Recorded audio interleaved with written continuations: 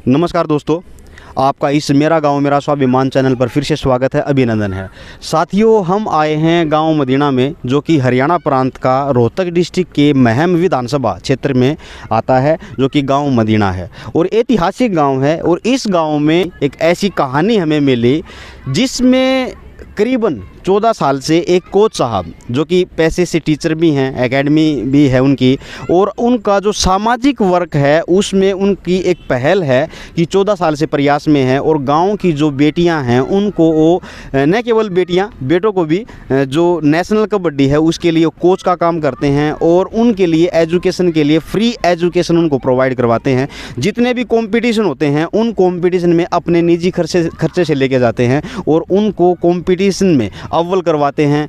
ऐसे कदम रखने वाले और काम करवाने वाले बहुत ही कम चेहरे होते हैं। तो ऐसी शख्सियत से हम मिलने के लिए आए हैं और आपको रूबरू करवाएंगे। तो जो ये ख़ास बात है, ये दिल को छूने वाली है कि बेटियों के लिए, गांव के लिए न केवल एक ब्लॉक स्तर तक, एक राष्ट्र स्तर तक लेके गए हैं। और जिनमें से कुछ बच्चियाँ खेल के आधार पर ही स्पोर्ट्स के ज़रिए खिलाड़ी बनी हैं और कुछ गवर्नमेंट जॉब को भी अचीव कर पाए हैं। तो उस शख्सियत से आपको मिलवाते हैं, आइएगा। नमस्कार जी।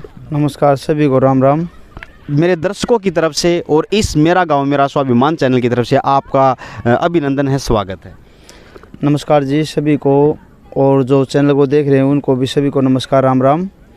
जैसे कि मैंने आपके बारे में बताई ये चीज़, जब ये चीज़ मैंने सुनी थी तो मैं उसे बहुत प्रभावित हुआ था और स्पेशल मैंने आपको कॉल किया कि मैं इस चीज़ को कैप्चर करना चाहूँगा, ताकि समाज के उन बुद्धिजीवों के लिए एक मैसेज जाए कि जो काम करने के इच्छुक हैं, प्रेरणा रखते हैं, लेकिन किसी भी कारणवश हिम्मत नहीं जुटा पाते, तो उनको हम बूस्ट करने के लिए स्पेशल आपके पास आए हैं कि कैसे उन्होंने गाँव में कदम रखने चाहिए, कैसे इस सोच को बढ़ावा दे सकते हैं, क्या काम करना चाहिए। सबसे पहले ये मेन बात तो मैंने बता दी, सबसे पहले मैं आपके ही मुख से आपका इंट्रोडक्शन जानना चाहूँगा ताकि मेरे दर्शक बहुत करीबी से आपको जान पाएँ। मेरा नाम दिनेश तांगी है, मेरा गांव मदीना है और मैंने 2009 में स्टार्टिंग की थी खिलाना बच्चों को। शुरुआत मैंने लड़कों से की थी और उसके बाद अब तक 2023 लग गया है, लगभग 13-14 साल हो गए और बिल्कुल फ्री, कोई पैसा किसी से नहीं लिया। जो बच्चों से भाड़ा लेना है या कोई भी काम मैं नहीं करता, मैं अपने पास ही लगाता हूँ।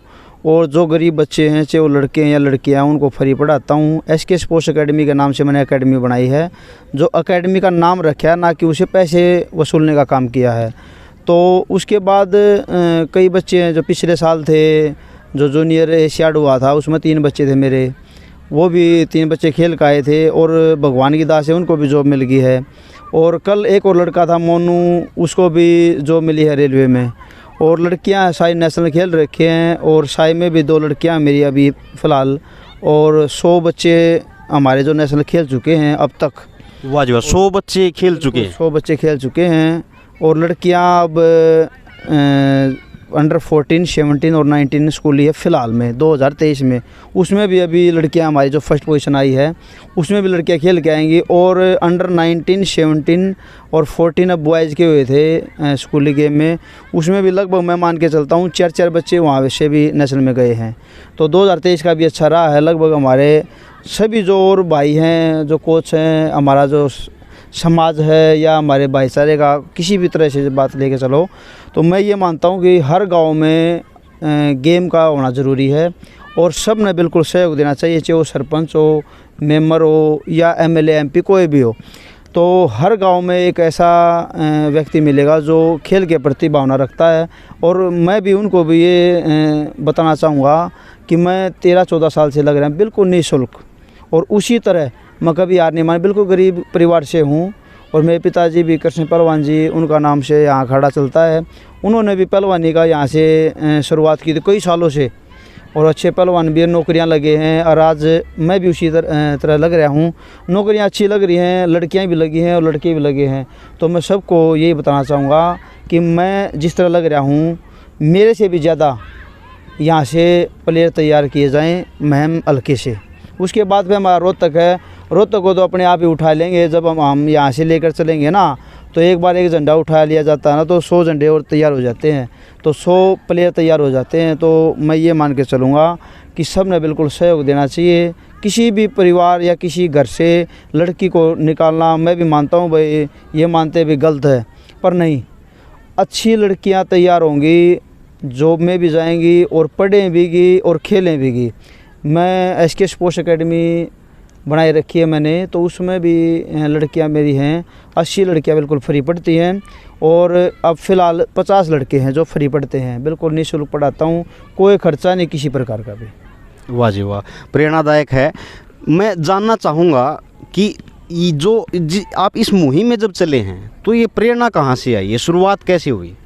मैं पहले जिस तरह गेम करता था और सैनिक कॉलेज में मैंने एडमिशन लिया था BA फर्स्ट ईयर में, तो वहाँ से मैंने सीखी थी कबड्डी, और मैं कहीं नहीं सीखा ना, मैंने कभी कबड्डी का कोई नाम ही नहीं था मेरे आसपास, तो वहाँ से मैं सीखा था, और वहीं से फिर बच्चों में लगन बनाई मैंने कबड्डी खेलने की।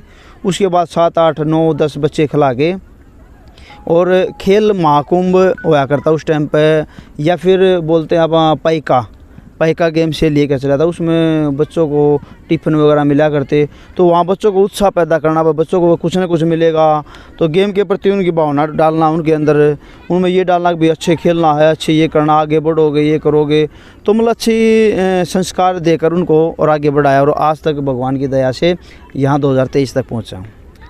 बहुत खूब। एक जैसे कोई भी है ना सामाजिक प्राणी जब धरातल पर कदम रखता है, किसी मुहिम को लेकर चलता है, तो उसमें कुछ रुकावटें पैदा होती हैं, जग जाहिर है ये बात, और कुछ उसी से लड़खड़ा के बैक स्टेप ले लेते हैं और उस चीज़ को, मुहिम को छोड़ देते हैं और अपने निजी जीवन में व्यस्त हो जाते हैं। मैं ये इसीलिए पूछ रहा हूँ क्योंकि कुछ तो ओपन तरीके से सामने नहीं आ पाते, विचार भले अच्छे हों, कुछ रख देते हैं तो अड़चने पैदा होती हैं, फिर बैक स्टेप आ जाते हैं। तो मैं ऐसा ना हो, इतनी अच्छी मुहिम चलती रहे हमेशा, और गांव में फले फूले अच्छे विचार पैदा हों, अच्छे साथी पैदा हों, अच्छे योद्धा पैदा हों, तो राष्ट्र का अच्छा निर्माण हो, तो ऐसी मुहिम हमेशा होनी चाहिए। तो जब ऐसा दौर आता है कि अड़चने पैदा होती हैं, वो दौर कैसा है, क्या आपके साथ ऐसा बना है? जब मैं स्टार्टिंग में खिलाने लगा था, उस टाइम में जो हमारे आसपास के जो नज़दीकी हैं या हर तरह के हैं, तो वो कहते थे भाई सरपंची में उठेगा, या इनको भाई अपना जो ग्राउंड था उसमें कंकड़ डालना, मतलब रुकावट तो पैदा हुई है, बहुत सारी पैदा हुई हैं, और कोशिश भी बहुत करी है कि भाई ना खिलाए, ये तो आगे बढ़ेगा, पता नहीं क्या करेगा। ये भी बोला करते भाई ये तो कुछ खेल नहीं रहा, इसने तो खेलना नहीं आता, मतलब कुछ कई तरह की बातें होती थी, पर मैं रुका नहीं, चलता रहा, पीछे तो देखा ही नहीं, आगे चलना है और चलते रहेंगे ना। तो कभी ऐसे जो हमारे भाई थे जिन्होंने रोकने की कोशिश करी, उनका भी मैं भगवान की दात से ये मानता हूँ कि उनका भी भला हो, और आगे भी ऐसे न सोचकर ये सोचकर चले कि भाई ने जो किया है वो अच्छा किया है, अच्छा ही करेंगे। ये सवाल ही इसीलिए रखा कि जो अन्य गांव में देखने वाले ऐसे विचारक आदमी हैं, जो भी देख पा रहा है साथी, तो उनको आप क्या प्रेरणा दोगे कि ऐसी जब स्टेज आए तो उसको कैसे लड़ना है, कैसे फेस करना है, और कैसे प्रेरणा लेके और आगे बढ़ना? क्योंकि क्या होती है, जब अपोजिशन आती है ना, तो नैतिक आदमी तो और दृढ़ हो जाएगा, भाई अब तो पक्का करना है और आगे लेके चलना है, समाज को सुदृढ़ करना है, राष्ट्र को अच्छा निर्माण करना है, तो उसके लिए उसकी जो पॉजिटिव थिंक होती हैं वो मजबूत होती हैं। तो ऐसे दौर में ना कोई लड़खड़ाए और अपनी पॉजिटिव वाइब्स को और मजबूत करे, तो उसके लिए आप क्या प्रेरणा देना चाहेंगे? मैं जो कोच जिसके साथ ये चीज़ें आती हैं, तो उसने सबसे पहली बात तो संघर्ष लड़ना ज़रूरी है, और संघर्ष का मेरा मतलब ये नहीं है कि उनसे झगड़ा करना, उनसे बिल्कुल प्यार से बातें करना, कोई बात नहीं, जो भी है अपने भाईचारे के नाते है, या गांव के जिस भी शब्द जो अच्छे शब्द है उनसे उनको बहलाना, या उसको आपस में सहयोग की भावना देना, या किसी भी प्रकार से उनको मनाना, ये और अपने आप में ये बताना कि मैं एक बिल्कुल सही हूँ और मैंने ये काम कर रखा है, बिल्कुल मेरा सहयोग दो, और सबसे बेस्ट यही रहेगा, और यही मानता हूँ मैं। बहुत खूब। ये हुई उन व्यक्तियों की बात जो कदम रखने में थोड़े हिचक में हैं। अब मैं सवाल करना चाहूँगा कि जैसे आप इस सफल मुकाम तक पहुँच पाए, तो जो हमारे स्टूडेंट हैं या खिलाड़ी हैं, तो क्या आपने उनको बूस्ट करने के लिए क्या डोर टू डोर गए या उनसे मिले या उनको प्रेरित किया, या फिर आपने अपने ग्राउंड तक सीमित रहे और जिसको भी खेलना था या सीखना था या सफल होना था वो ऑटोमेटिक जुड़े हैं? तो कहने का मतलब बच्चों को प्रेरित करने के लिए आपने किस मुहिम का सहारा लिया, किस विचारधारा का सहारा लिया? मैंने हर स्कूल, हर ग्राउंड जहाँ भी बच्चे खेलते हैं वहाँ जाकर उनके अंदर यही भावना, यही प्रेरित किया कि भाई बच्चे जितने खेलोगे उतना बेस्ट रहोगे। और लगभग मैं जब भी यहाँ खिलाने लगा था उस टाइम पर 180 बच्चे थे। बरयान, अजयाब, मोखरा, खरकड़ा, मदीना, बहू, बहुत सारे यहाँ से खिलाड़ी गए हैं और सब ने बिल्कुल सहयोग भी दिया है, हर गांव वाले ने भी। तो मैं सभी को ये बताना चाहूँ, जब तक हम एक जगह रहेंगे तो हम कुछ नहीं कर सकते। एक दूसरे को उनके अंदर भावना पैदा करना, उनको प्रेरित करना गेम के प्रति, तभी बात हो सकती है, अन्यथा नहीं हो सकती। बहुत खूब। मतलब कि जब ये चिराग जगाया जाता है तो उसमें अलग जगाने के लिए भी सर्वे करना पड़ता है, घर से निकलना पड़ता है, उनको हीरो को ढूंढना पड़ता है। तो वाकई ही ये अच्छी मिसाल है, अच्छा संदेश है कि जो भी समाज सेवी है, जो भी परिवर्तन चाहता है, जो भी चेतना चाहता है और जो भी राष्ट्र को सुदृढ़ करना चाहता है अपने गांव में, अपने क्षेत्र में, अपने एरिया में, चाहे वो पॉलिटिशियन है, चाहे समाज सेवी है, चाहे एक जिम्मेदार नागरिक भी क्यों ना है, तो उसको अलग जगाने के लिए ऐसे ही जाना पड़ेगा। तो साथियों, कमर अपनी मजबूत करें और अपने क्षेत्र को मजबूत करने के लिए खुद भी मजबूत होइए और ग्राउंड में उतरना ही पड़ेगा। तो दिनेश जी ने इतना कीमती समय हमको दिया, उसके लिए बहुत बहुत धन्यवाद। धन्यवाद जी। आपके जो साथी हैं उनका भी हम परिचय लेना चाहेंगे, क्योंकि क्या है, सायंकाल हो चुका है, सूर्य ढल चुका है और अंधेरा बढ़ रहा है। तो बहुत कम शब्दों में हम जानना चाहेंगे। जी, आपका शुभ नाम?